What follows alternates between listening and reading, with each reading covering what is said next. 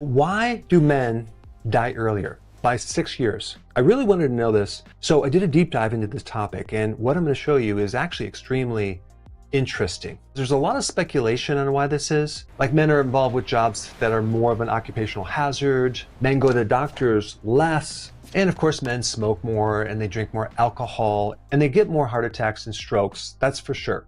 But women actually get more autoimmune diseases than men. But that's more chronic, and they don't necessarily die from those conditions. Why do women live longer than men? That's the big question.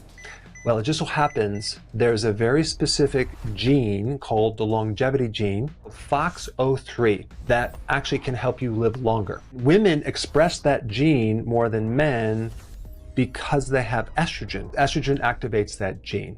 But there's a lot of other things that can activate that gene that I'm going to share with you today, because personally, I would want to know so I can live longer. There are also certain cultures that have even more of an expression of that gene than others, and they happen to live in areas like Okinawa and Sardinia, where people live to be over 100 years old. What does this gene actually do? It helps prevent cancer. It really helps you with gene repair. It's like a stress-resistant gene that just allows you to adapt and live in your environment a lot better. Why did it turn out where women get to express that gene more than men? This all has to do with reproduction and the actual purpose of fertility. Nature has given that system way more protection, and it has created genes to help women survive longer. And this is all great, but then how do we activate this gene? I'm going to show you right now all the things that can trigger that gene that you should be focusing on. And it doesn't matter if you're male or female, you should be following what I'm about to show you. Okay, so I have a list of things that could increase the FOXO3 gene, and also a list of things that will decrease the FOXO3 gene. So let's talk about number one, phytonutrients. There are certain phytonutrients that will increase this gene or increase the expression of it. The first one is called astaxanthin. What the heck is that? That's like a weird name. Well, that's the pink pigment in that salmon that you eat.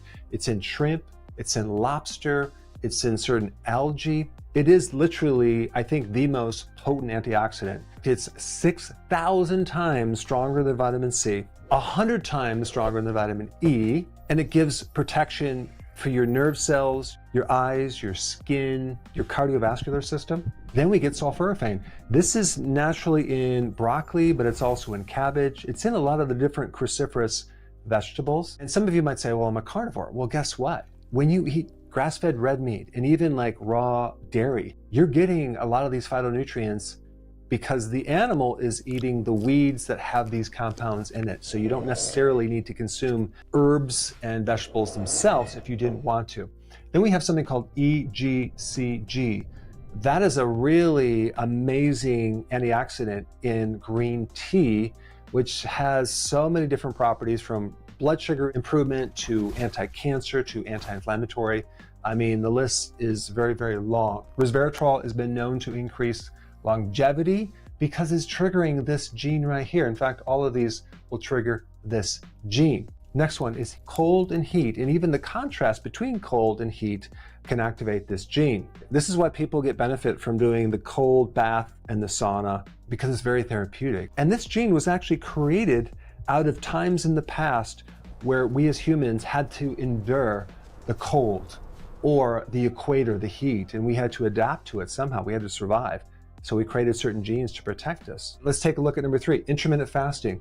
This is a mini version of starvation. Think about how many times man has literally starved to death, right? We had to adapt to famine, starvation by developing certain survival mechanisms. Number four, ketones. I mean, even if you look this up on Wikipedia, you're going to find that ketones will trigger this. So what does this tell you? You're going to live longer if you are using your ketones as fuel, because they trigger this gene. So this relates to, guess what? A low carb diet. Next one is exercise. Well, this makes sense. The more exercise you do, especially if it's like high intensity interval training, you can activate this gene and you're going to live longer. Below this list are things that are potent triggers for this gene, even more than these right here. Prolonged fasting, okay?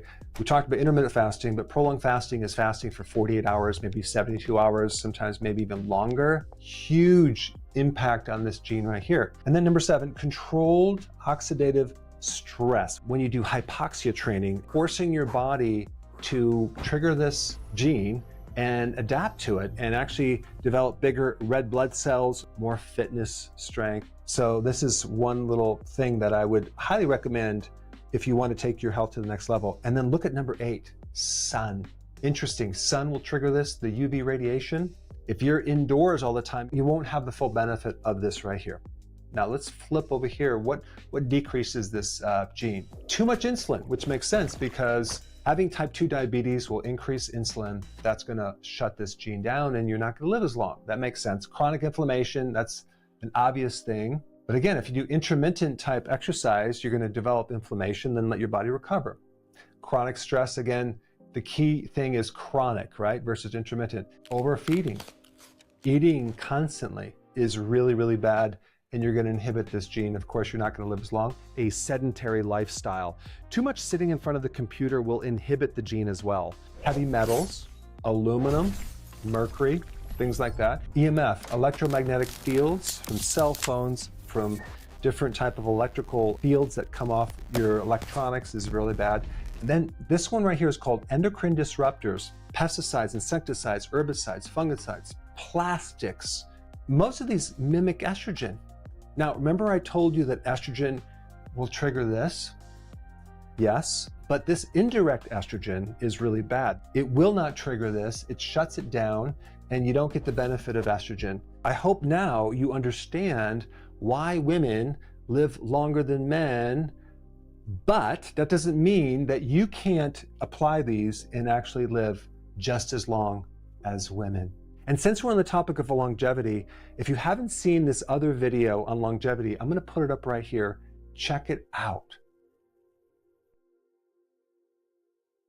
Hey, before you leave, I just wanted to give you a little quick history on some of the books that I wrote.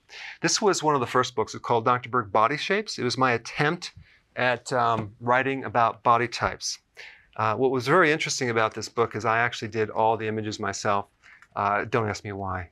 They look actually not quite as professional as some of the images that I have in the new book. But anyway, this is my first attempt right here called Dr. Berg's Body Shape Diets.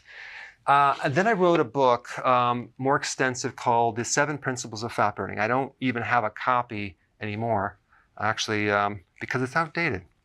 The next book, I put about 1,000 hours into this one right here called The New Body Type Guide. Major updates on the body types. I put a lot of energy into this. It has professional images, graphics, all sorts of things. Now, the problem with this book is it doesn't really describe what this is really about. Body types are only a small portion of what's in this book. And that's why I changed the name to the Healthy Keto Plan, okay?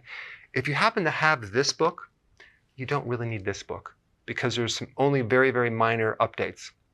But if you don't have this, you need to get this one right here.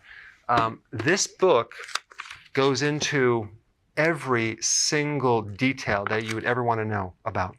It goes into the 7 principles of fat burning. It goes into hormones, the body types, the basic keto plan. It goes into intermittent fasting. I talk about the 10 fat burning triggers and blockers and fat burning strategies with a lot of details in every single chapter. I go into body issues that interfere with losing weight. There's very few people that just have a weight problem. They have a lot of body issues, whether it's sleeping problems, stress problems, inflammation, menopause. I cover that extensively in this book. Then I talk about how to get rid of stress, and I show you a technique. Then I get into exercising. And then I have a lot of really good recipes in this book as well. So this is a good reference guide. On my website, if you get this book, you get this one free. It's called Healthy Keto and Intermittent Fasting. This is the shortcut, quick guide to this book. And the reason I created this book is to have you, within 45 minutes, learn how to do keto, okay, in intermittent fasting, exactly what you need to do. Then you can fill in the blanks with this book right here. So right now I'm doing a special. If you get this book, you get this one totally free, or you can go to Amazon and get these individually. So I just want to clarify the difference between this book and this updated one right here. If you don't have this, you need to get this right here. That way you can get the exact correct information to do it healthily.